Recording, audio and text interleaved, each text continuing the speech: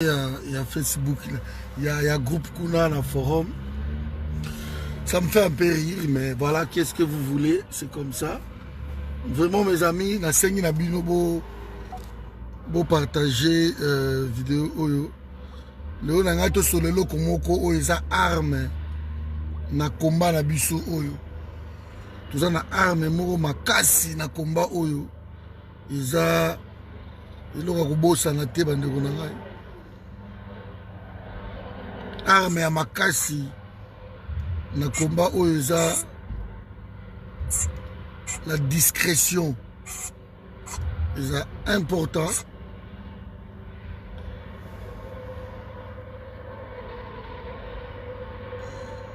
Discrétion eza très important na combat na biso oyo.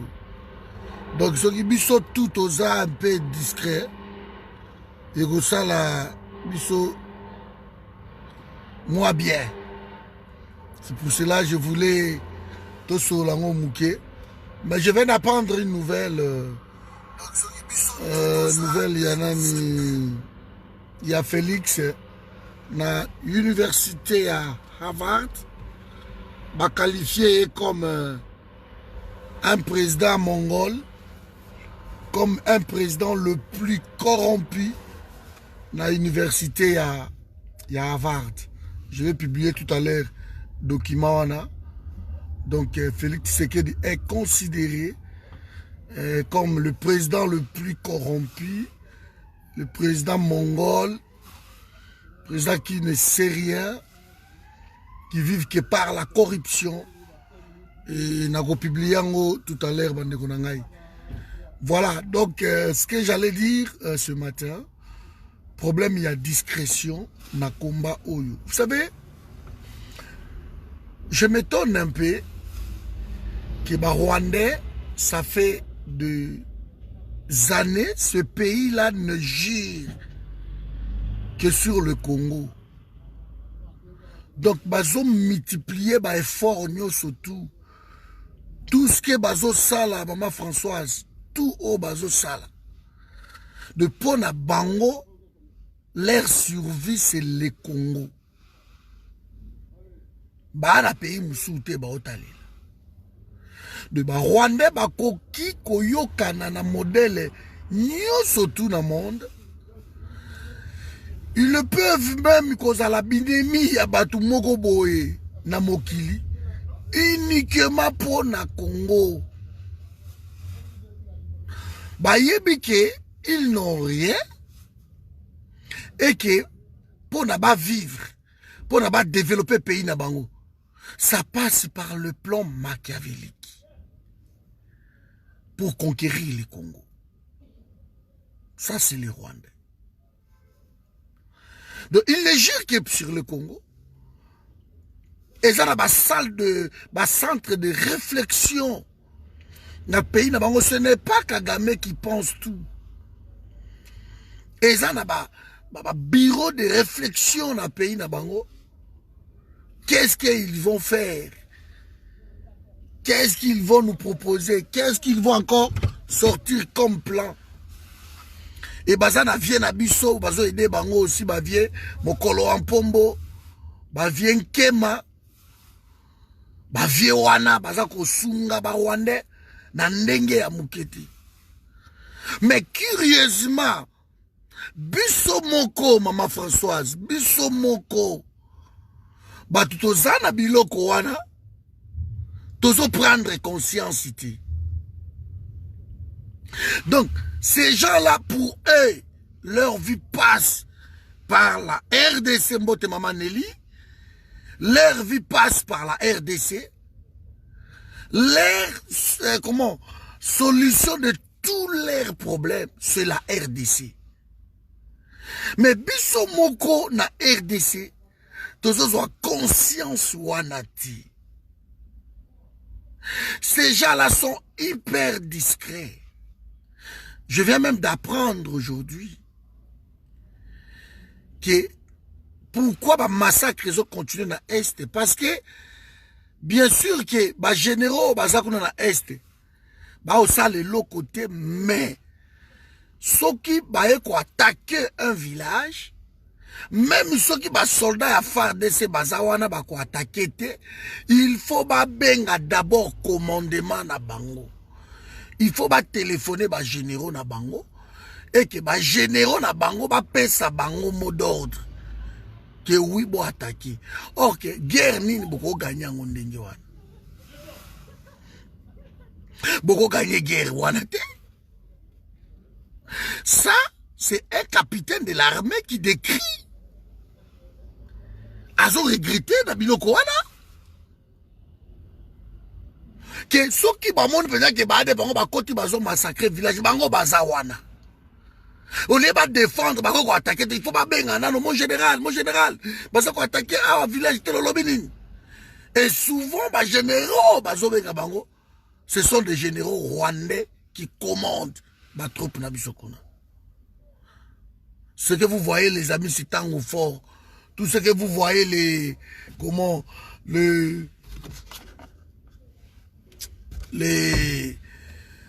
général Mbala, et ça l'ango mascarade, il ne maîtrise rien. C'est le Rwanda qui dirige tout. C'est le Rwanda qui commande tout là-bas. Donc, ce sont des choses oyo, ils ont dérangé pays Nabiso. On vous attaque, vous ne pouvez pas. Mais tant que vous avez concocté un projet, makambu wana nyoso tu bande konanga, bazo sala yango en toute discrétion. Personne n'a yebi. Mutu moko a yebite. Tozo sutu kaka ba projet moko basala kiboe ebimi. Likao moko basala kiboe ebimi. Décision moko ba décida kiboe ebimi. Tozo sutu kaka ndenge wana. Personne koyoka même pas. Tango ba concocter ba plan na bango. O fuite, o likambe bima kibu, o nin. Bandeko, être discret dans les combats, c'est important. Ça fait 18 ans, tozo kende toujours na esprit wana. Ya polo, ba Congo, ba trop. On dévoile tout sur le net. Vous arrivez dans un restaurant, oyebi bateau ba vandi wana te. Les opérations. Raconter que mikolo toko beta boy, mikolo toko mama wande boy, mikolo toko luka mututel, mikolo toko sala boy. Notre bouche nous tue. Munoko na biso ezoboma. Hormis ba dénonciation, il ne nous reste que koboma. Munoko ezoboma. Au peuple li na kozwa maele te. Au peuple li na ko comprendre te ki na minute oyo on a essayé des formules, mais pourquoi ça n'aboutit pas? Parce que musala na biso kaka koton koyi koloba. Même tango bokoyi koyoka na kibobi toke ko attaquer mboka moko boy.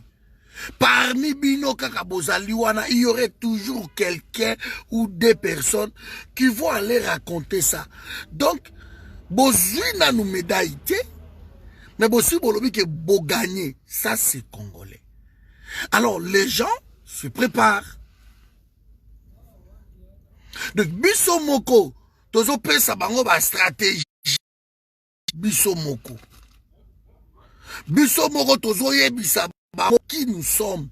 Biso moko tozo yebisa que non, mutanga bi ke mikolo yo toko beta côté tel, mikolo yo toko beta côté tel, mikolo yo toko sala likambo tel.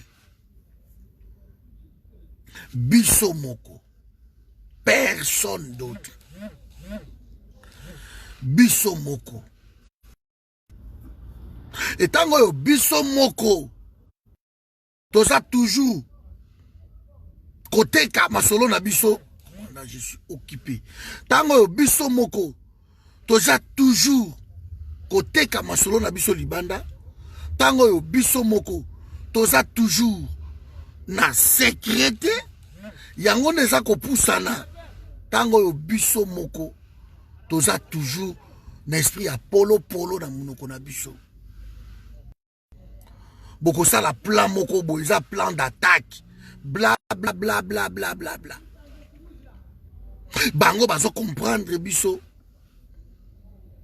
Bango bazo mona que ce peuple bazaka la sécrété. Ce peuple balingi ba matu vu.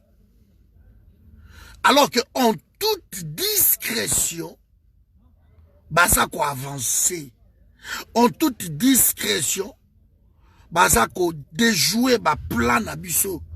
En toute discrétion.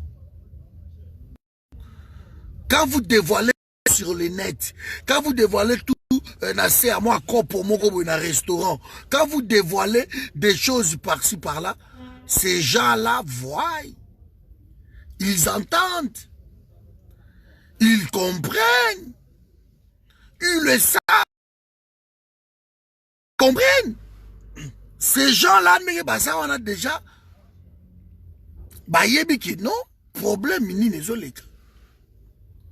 ba Congolais bazoya mbalo na moni balobi keno ba okota par njili.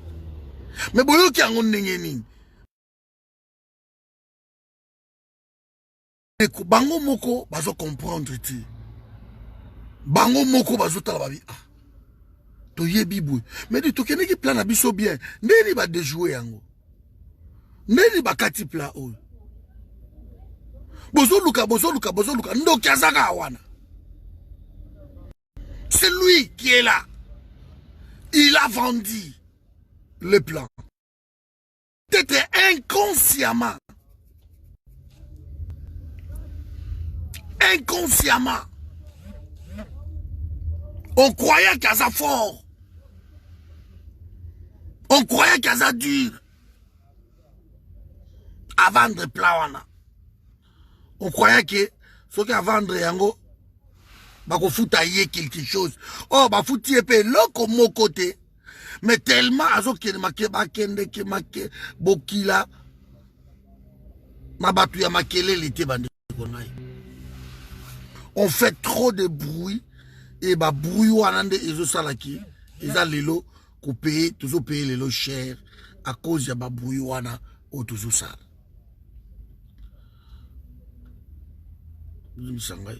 Soyons logiques.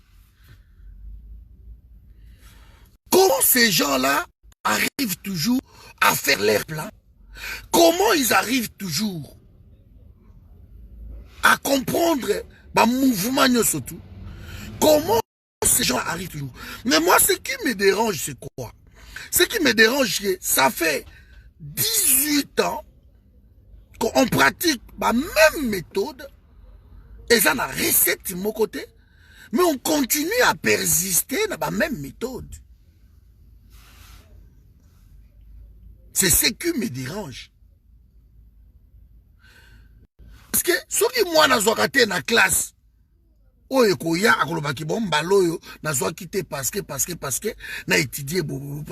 donc on peut toujours changer ma façon d'étudier, mais il faut toujours changer.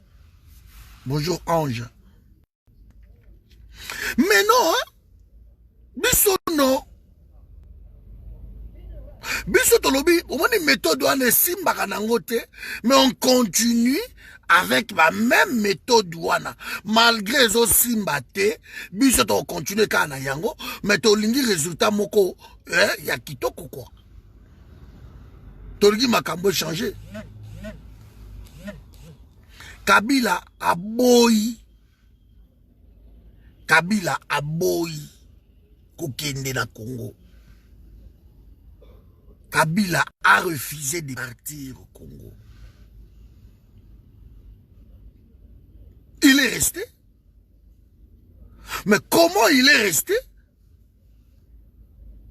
Parce qu'il a trouvé des Congolais. Oh, bah, ça les plan moko boya kimia, bah, concocté yango, na bénédiction à Kigali, et voilà, Kabila a vendu.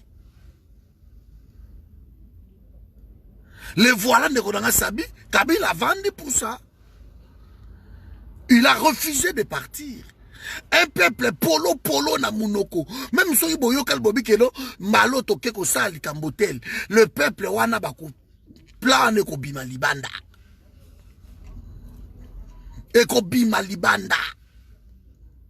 Et tant que tu bimissango libanda, l'ennemi ayebi mbala moko, qu'est-ce qui se passe? Je vous ai dit ici, toyebi que non, mende azana hôtel moko boy. To bengani to que non toute discrétion. Tant que tu kende, allez, ba misu ba bando sala ba direct. Donc nous sommes encore dans l'émotion. On ne peut pas libérer le pays n'a pas émotion. Tous encore n'a pas émotion. Tous encore qu'on recherche ma matuvi qui star moko boy. Tiens. Peuple congolais, banakin, bozomona, tous luka mende babe asa awa.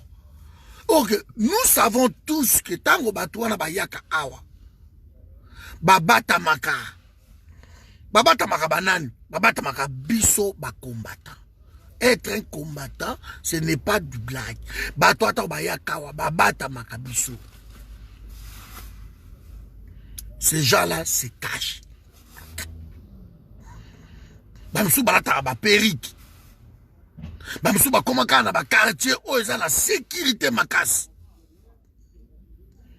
Bokoye ba même pas que bayaki. Et il y a un travail qui se fait na Congo. C'est que ceux qui battent bamsou ba mati avion boy. Un Congolais mo kaza na aéroport boy check azu une photo a boa keli bandeko na ye a. Tobi a mendaye. Nani kengo zoya bosha bazoya. Tango babete ikengo awa na mboko.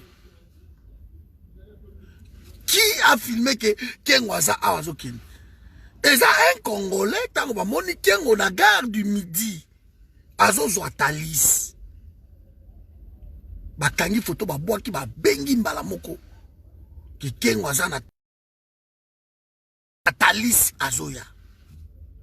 Ah, aza na atalis azoya ouais.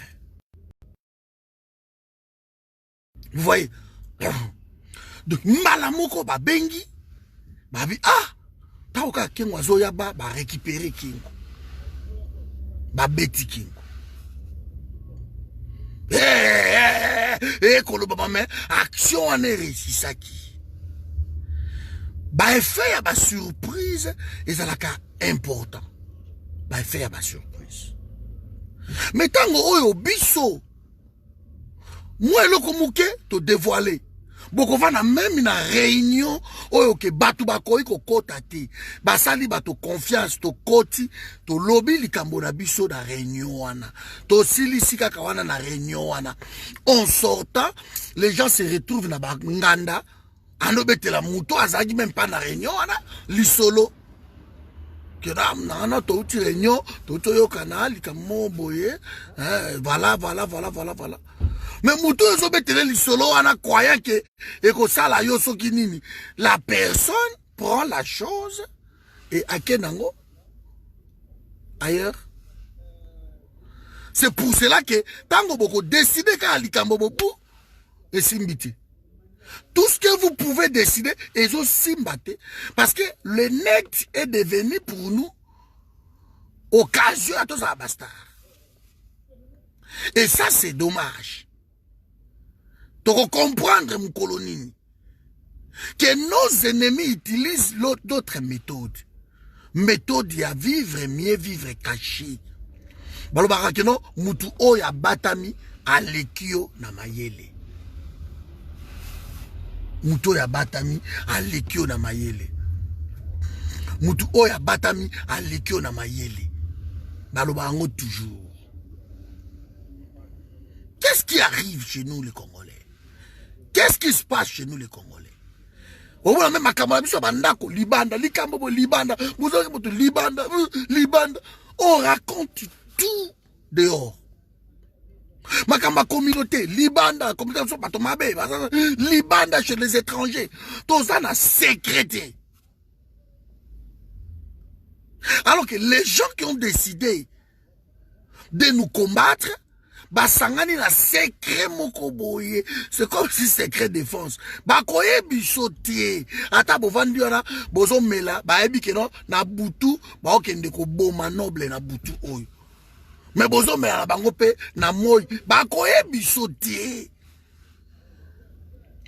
Que na butu oyo, tokoboma noble bakolo bango te. Ouais, Mboula n'a qu'une raison, merci. Bakolo bango te batuana ke ba décider de ba bi ke non lelo mama Bertha zolala to bo mama Nelly bakendo même avant dina mama Nelly bo bazo mela na moi. Mais avant di kakanye ayebi ke basi ba yokanaki ba sele déjà maman Nelly ke bako bomaye na butu. Et na butu pe ba bomi. Soyons discrets na combat oyo. Ba stratégie que ne ko bomaka bato. Ba ça nous enseigne moi aussi dedans. Ba stratégie ya toko sala boy, toko beta mutu boy masasi, toko tumbelo ko boy, toko boma mutu boy, tokangi mutu boy ba bensi aza awa, ba biloko na tout. Essayons de changer ba stratégie wana. Si nous pouvons changer, toko réussir combat. On ne peut pas continuer dans la même méthode. Sinon toko tika la kaka na ba ko dénoncer. Sinon toko tika la kaka na ba makele la pamba. Tokotika la kaka na bako regretter. Sinon nous allons rester na babiloko wana. C'est tout. Sinon nous allons rester na babiloko. Donc ce que tu comprendre nous allons continuer toujours à marcher, à se poumonner, à mettre tellement des efforts, mais eko simba kate toujours parce que munoko na biso evanda kate. Tozana secrété. Un peuple sans secret. Un peuple qui dévoile tout na banet. Oya mabeka ko ya biso. Tozo aka to kopiaka makambo mabe. Tout ce qui est mauvais de biso tozo kango. Mais oh bato bazala babi que non, to vanda nye, to yeba. Oh ne ba plan na bango zo bimate. Ndenge sana FC ça ko concocter ba plan mususu ko bima bientôt. Mais discrétion sera de yo ka ba vient kema. Yo so yo ka ba vient kema vandi boy interview vient kema zolo interview. Mokolo ampo bo ka ba interview la bango. Ba vrendo ki bango ana na Congo. Mokoyoka bangote, ils ont décidé à nuire le pays. Mokoyoka ba viewanate, ba kotia makelele te, ba bruité, il y a des gens na Congo ne bazawana. Ata bo mati, bo kiti, bo koyoka yete. Mais il gagne plus que makelele ba makoloko tambola, ba mende, banane. Regardez ici la diaspora. Au na mutu, azokumisa politicien moko pour appeler ça qui est 500 €, appeler 1000 €, appeler 100 €. Mais ezakaka autour. Je prends le cas peut-être ya Katumbi. Bato ba okumisa Katumbi, bazolo ba vidéo Katumbi baza président na biso, Katumbi baza bo potazo Katumbi apesa bango 100 €, 1000 € tout. Mais Baba Salomon Escadé là-haut, bas autour, il y a Katumbi. Il gagne plus, mais balo bakati. Pour yo kamo interview na ye, eza Mobulu. Mokomo na Olivier Kamita tout bavard. Omo na banani Francis Kalombo, makelele bavard. Bla bla bla bla bla bla. Ba chaîne tout bango.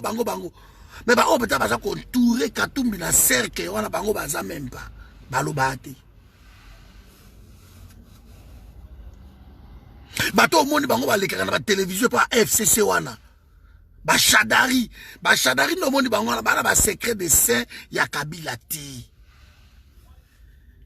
Bato loko ba Kazadi. Yo so yo ka Kazadi aleki asali interview ata écrit asala kati. Mais ceinture numéro 1 ya Kabila bango wana. Bakaza diwan. Moko yo kete, bako basa ba inexistant. Oko yo ka bango te bandeko na ngai. Ba vien kema.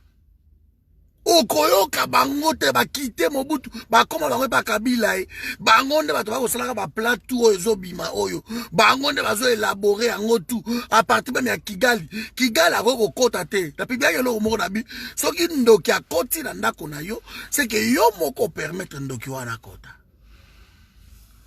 okoyoka ba vie wana ti bakolobe lokote et ba plan na bango ça toujours ko réussir parce que ça va effet à surprise.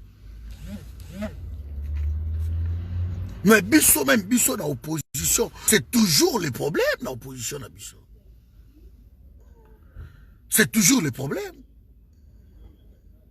Bokoyoka na bo pa ebimi libanda, bokoyoka na bo pa ebimi libanda. Bokomona bo pa, boko pe sa date. Oh non, le pas populaire kozala le 12 janvier, bango bayoki. Makelele bande ko IDPS botoloba le 24 janvier soulèvement populaire to benga na Kabila bango pe bayoki yango le 24 janvier ba benga na biso. OK, Kabila décide bingala olongwa Congo te. Ce que bien oui boko benga na le 24 janvier. OK ndeni il va trouver Masulo bazusko stratégie journée le 24 janvier wana o bango ba lobi to ko sani. Ah non, il faut te bloquer, il faut te bloquer, il faut te bloquer. Tango bokoya, échec. Ça a été toujours comme ça. Remarquez depuis ma décision tout bateau bazwa keno toke ko sila na bateau toke ko sala na bateau toke ko kende depuis basala ezaka ba effet ba surprise. Même ces ADF wana ba je bango ba osala kuna na ba est eza toujours ba surprise. Bovanda ki bo paya ba melibino basu ba stratégie na silence na discrétion na bango ba bi photo na tabilamba à FARDC tango ba komona biso to na village na ba bi ils sont venus nous défendre to komi pas surprise ba ndo bo basu suicide ba bimisi ba lobi même soki boza ba FARDC ya solo boza na village moko bo lemba et ki ba ADF ba koti na lemba bazo boma. Bokoy ko boma bango te, il faut bobenga nano, ba généraux to pesa mot d'ordre. Quelle guerre? Guerre nini wana, bo gagner ndi. Bo gagner te. Ça c'est un capitaine qui décrit. Avant ba faire ça, ba okata ko na bino, bo zape wana bandeko na ngame boko beta ba sasité, boko kanga bango te parce que oyo ko meka muto liboso, ba kangiye ba exécuter na miso bato. Bakangiye ba exécuté na misoba. C'est pour cela vous voyez le massacre continue. Le massacre continue. Soyons discrets à combat. Nous avons biso tout. On était polo. Comme tout Congolais, tous Aïrois qui se respectent. Maintenant que to tamboliti to moni masolongo zande boy to zu siko mayele to koma ke tango boza ko décider likambo moko boy bovandi na ngonye e kufi bino na motema. C'est important. E kufi bino na motema mutu moko akoyeba te après pas effet à surprise. Bako sutukaka ke bua bo peta ke loko boy. Bo sutukaka bo baba bete loko boy. Bo sutukaka ke baba bo mi mutu boy. Effet à surprise et ça a toujours avantagé. Trouvons par tous les moyens. Je dis mais par tous les moyens. Totambola na kobombana. Badage lobi kino bato bakende ke bokila. Ba memaka muta makelele te. Ba nyama bakoya okima. Ba Congolais tala ba proverbe, tala ba adage, mais jamais tout ce cas là kokokisa ba adage wana, jamais tout ce cas là kokokisa ba proverbe wana, jamais, parce que on parle mais on ne vit pas maloba na biso, toujours vivre en oti. Kabila nde basi ba boma la Kabilide c'est Akima. Mais kaka biso moko tozo sala en sorte que Kabila ki mate avanda wana. Kaka biso moko. Kaka biso monde to sala en sorte que Kabila qui maté. Kaka biso moko to sala en sorte que Kabila qui maté. Kaka biso moko to sala en sorte que bazalaka toujours na un plan d'avance sur nous. Kaka biso moko to sala l'effort wana. Kaka biso moko. Mais si vraiment on pouvait changer les choses, si on pouvait être un peu discret, qui tango tozo banda makambo awa, toyebi ke ti le 24 janvier oyo, makambo mususu ko kweya na Congo. Mais biso to décider ni, eloko mon côté. Biso, est-ce que, à part qu'on critiquer Fayoul, qu'on critiquer Batoutel, à part qu'on critiquer Babemba, à part qu'on critiquer parce que comme ce qu'on a opposition yangoana, et le comme ce qu'on a diaspora yangoana, totiki Kabila, totiki Batoutou, to comme ça, Fayoulou, à Salibo, à Salibo. Il y a un combat qui l'a dit, Fayoulou ne nous empêche pas de s'organiser. Il ne nous empêche pas.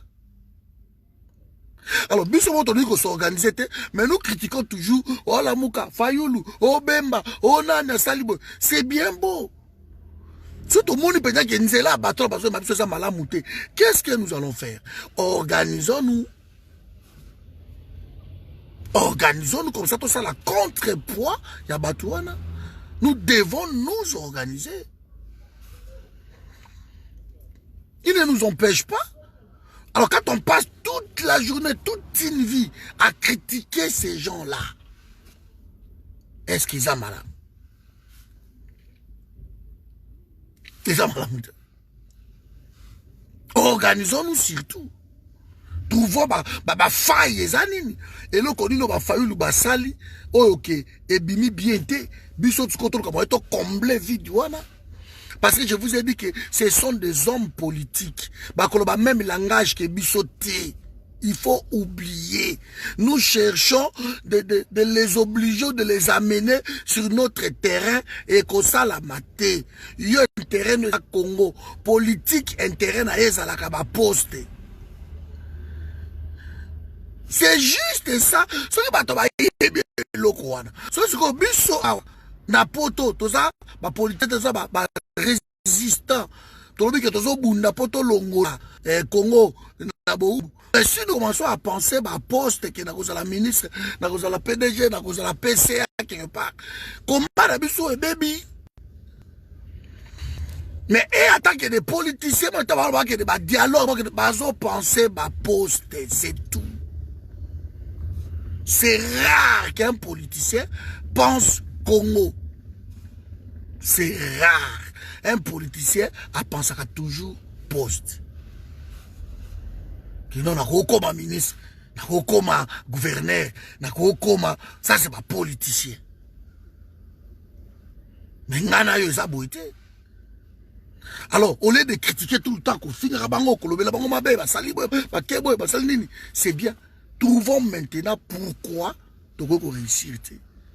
Pourquoi nous ne pouvons pas faire autrement. Soyons discrets, mes amis. Le Congo en a besoin. Il y a eu trop de morts. Donc, il y a la même formule où on a ti to lembango quand même. Tu comprendre qu'il y a la même formule où on a et même ils sont de l'autre côté. Cette fois-ci, nous pouvons être discrets. Toyokana gauche droite, totambola malam. Cette fois-ci, nous pouvons être discrets. Vraiment, on a pambola bino. Na tongwa lelo, on a pambola bino. Na autre chose, la nouvelle, il y a Ndeko Christian Bosembe, journaliste faux, tellement critiqué Amouka, tellement critiqué Martin Fayoul. Or, il avait bien commencé. De Alexis déjà Kaza journaliste Moro ya parti pris a autokutanana Nyakeru azo sala tout que azo poste wana ya directeur ya presse présidentielle. Mais qu'on critiquer Fayoulou, il est dans son droit. Hein? Fayoulou il est dans son droit, il a gagné les élections là. Et le quoi gagner l'élection, victoire, il est dans son droit de réclamer. Ce qui est le poste n'a eu pas à Félix Kinde. Mais il y a déjà que celle bémol n'est pas à Félix. Aux Mongala, aux Mongo. Bah, au pesoti. Bah, au pesoti. Coup de ça qui moine tout les oreilles dans le cabinet à Félix. Bah, au pesoti. Qui va dans le cabinet à Babikino. Bah, Pessiango Christian Boussende. À dirigeant à passer à Abraham Lokabang. Tu es en train de rêver. Bah, au pesoti. Bah ouais chikuto ba mekaka makele là à soutenir fait ça comme kuna ne fils qu'une réunion kaka ba sangana après cette initiative wana ki ba kutana kaka nanani nye ba bomai bomone peut sauter zalaka moi professionnel critique un peu objective. Pour Christian Bossembe, Félix c'est tout, malgré ma promesse, Félix a toujours raison, malgré tout, Félix a toujours bien. Or, quand on visait des postes, c'est créé au tout. Bon, ce n'est pas grave, hein? Ce n'est pas grave. Mais biso to continue biso combat, bande konangai. Na ngade sabino vivre mieux vivre caché.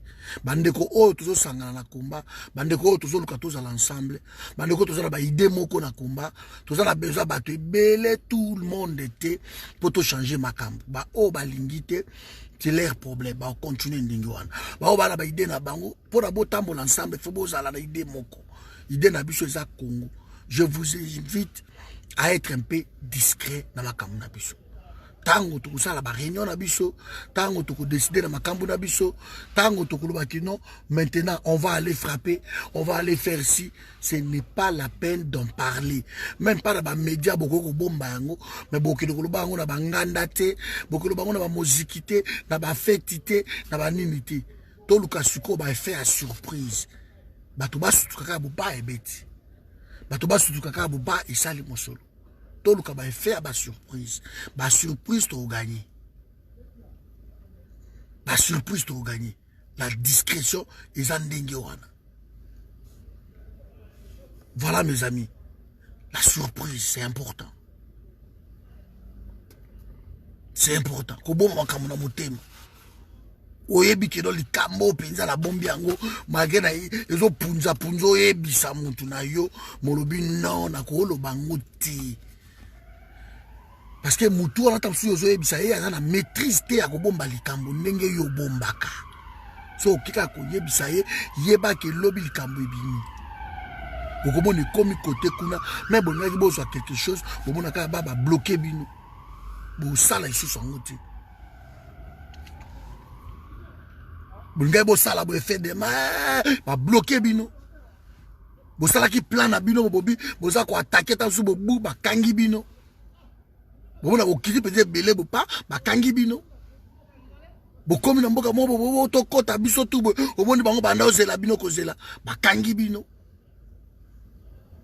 Ba kangi biso ndeni parce que un de vous peut-être il ne vous est pas vendu mais il a parlé. Natala film moko boy. Na osukisa awa. Natala film moko boy ennemi d'État. Ennemi d'État. Will Smith a eu un problème na NSA. Problème tout azo sale zoyebana tout azo sale ils ont ba téléphone na ye ba bloco na ye surtout ba tout abana ko sala. Na ce so boy film là un très bon film ennemi d'État. Botalango. Et tant que kuta na Gene Hackman ne yene problème. Abandi ko aider mais tant on baso kende pas Gene Hackman aibisi alobi ko passer coup de fil ti aibisa eke abi ko mekati donné tozo kende aba perdre trace na biso toza la discret muto aye batte côté tozo kende pas de coup de fil batelemi na station Gene Hackman azo essence Will Smith a qui passer coup de fil à benga moi sinai.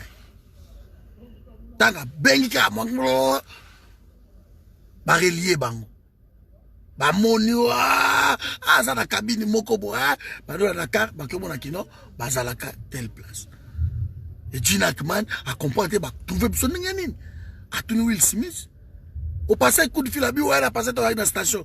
Mais là il qui oni. Au passé coup de fil t'es bus. Et bah bombardant da couana dans des bâtiments. Et pourquoi? Parce que tu as passé un coup de fil. Donc discrétion est important. Ingeta, donatiki bino awa, nzamba sa grâce, on est ensemble.